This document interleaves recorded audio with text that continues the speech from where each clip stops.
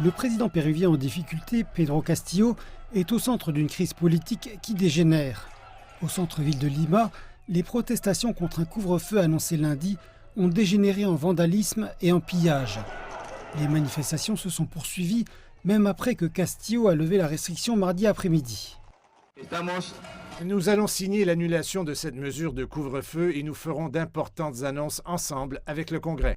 Au centre-ville de Lima, dans la nuit de mardi à mercredi, des manifestants se sont affrontés à la police anti-émeute qui a répondu par des gaz lacrymogènes. Des vandales et des pillards ont attaqué des bâtiments appartenant au pouvoir judiciaire, au bureau du procureur public et au Conseil électoral national. Des magasins ont également été fracassés et pillés. Cette série de faux pas a commencé lorsque M. Castillo a imposé un couvre-feu de 24 heures à Lima, lundi peu avant minuit. L'objectif devait être d'empêcher les pillages alors que les protestations dans les campagnes contre l'inflation galopante menaçaient d'atteindre la capitale. Mais la mesure a conduit à de nouvelles protestations. En seulement 8 mois de pouvoir, Pedro Castillo a survécu à 2 tentatives de destitution et a fait se succéder 4 cabinets et un nombre sans précédent de ministres.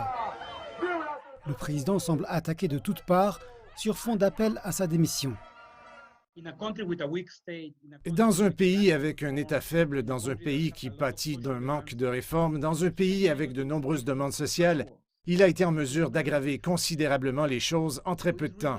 Il est donc vraiment difficile maintenant d'avaler l'idée que nous devons le soutenir pour qu'il termine son mandat. Dans le même temps, les agriculteurs et les travailleurs du transport continuent de protester contre la flambée des prix du carburant et des engrais déclenchée par le conflit en Ukraine.